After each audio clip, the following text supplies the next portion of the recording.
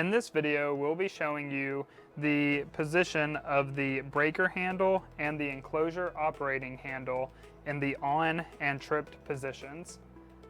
Keep in mind that this is just for video purposes and the breaker enclosure are not installed. Before working on the equipment, make sure to consult all the safety information provided in the instructions for the breaker and for the enclosure, and never work on energized equipment.